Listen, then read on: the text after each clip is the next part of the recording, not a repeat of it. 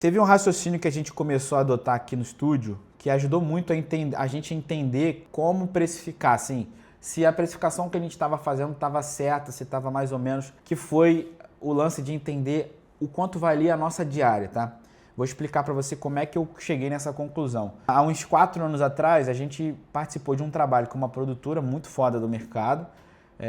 E como eu tenho uma função hoje de diretor de audiovisual, né, na agência da End-to-End, eu tenho acesso a informações privilegiadas que são orçamentos, às vezes altos ou às vezes mais baixos. Então eu fico por dentro assim, do formato em que as produtoras cobram, né, como que está sendo utilizado ali no mercado.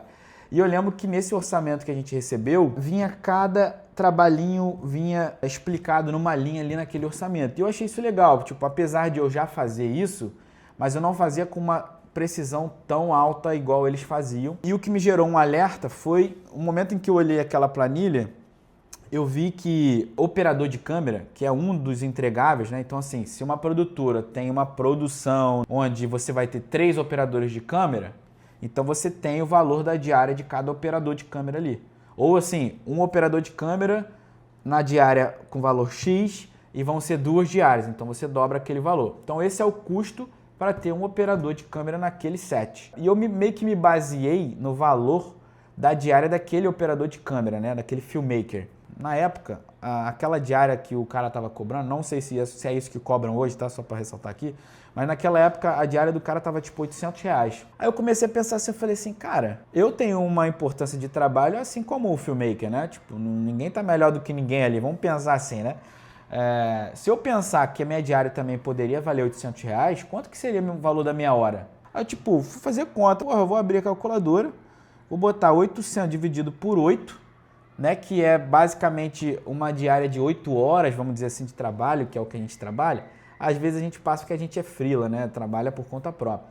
Mas num sistema normal, 8 horas por dia que você trabalha. A hora desse filmmaker é R$100. Cara, a minha hora tem que ser R$100, pô. Eu tenho meu computador, eu também investi num computador, parará. Aí eu comecei a pensar assim, cara, você saber o valor da sua hora de trabalho automaticamente te faz entender quanto que é mais ou menos a sua diária de trabalho, que automaticamente te faz entender quanto que daria o valor de um projeto em que você termina em 3 dias, vamos dar um exemplo, né? Então isso é um modelo que eu uso aqui na Moeve Studio para entender se eu estou cobrando muito ou pouco. Vamos supor que eu ainda esteja nessa época, eu penso que minha diária é R$800. E aí eu olho para um projeto aqui que eu vejo assim, cara, eu acho que dava para eu fazer esse projeto aqui, pessoa física, Levi, né?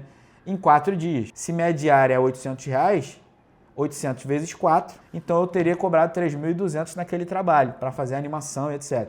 Eu não estou falando cobrar como produtora ou estúdio, tá, gente? Eu estou focando aqui no trabalho do Levi, motion designer, que queria ter uma precificação melhor. É por isso que aquele orçamento, aquela forma de cobrar, me abriu os olhos. Na Moeve Studio hoje, a gente não cobra por diária ou por valor de hora de trabalho. Não é. A gente cobra por projeto. Só que o que ajuda a gente a entender se aquele projeto a gente está cobrando bem ou mal é justamente saber o valor mais ou menos da hora que a gente teria de trabalho, né? Porque se a gente, digamos que a diária, vamos pensar aqui nos números fictícios, tá? Se a diária da Moeve é 2.000, porque eu estou botando imposto, né?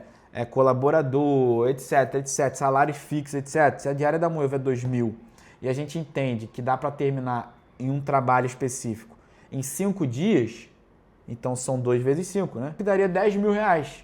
Então naquele projeto a gente entende que a gente pode cobrar uns 11.000, colocando uma farpelinha ali, aquela gordurinha de segurança para uma eventual modificação, para um eventual choro do cliente, que às vezes pode ter um chorinho ali.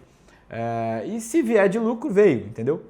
Então isso foi um raciocínio que a gente começou a usar aqui, cara. E eu achei que funcionou demais, assim. Então, cobrar por projeto sempre, como estúdio aqui é o que funciona pra gente, baseado no valor de diária que a gente acha que é o nosso trabalho hoje, tá? E o que me ajuda a chegar no valor de diária, na verdade, é saber qual é o custo que a gente tem para receber por hora, né? Então, se eu sei o valor da minha hora, automaticamente eu sei quanto é a minha diária, automaticamente se eu acho, né? Aí, logicamente, é uma questão de achismo, não tem como ser muito preciso. Eu vou terminar esse trabalho em 4 dias. É um achismo da nossa cabeça, baseada na experiência que a gente tem. Então, um vídeo de motion brand dá para terminar em 3 dias?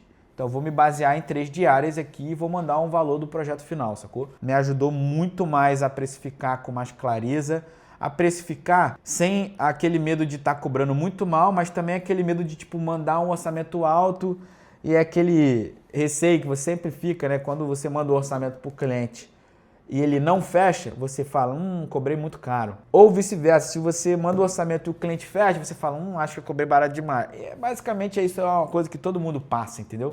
Então essa forma de pensar pela diária, né, e cobrar por projeto, depois que eu sei quantas diárias a gente vai gastar, cara, ajudou muito a gente aqui e eu espero que esse raciocínio possa ajudar você aí também, beleza? Um grande abraço, espero você no próximo vídeo.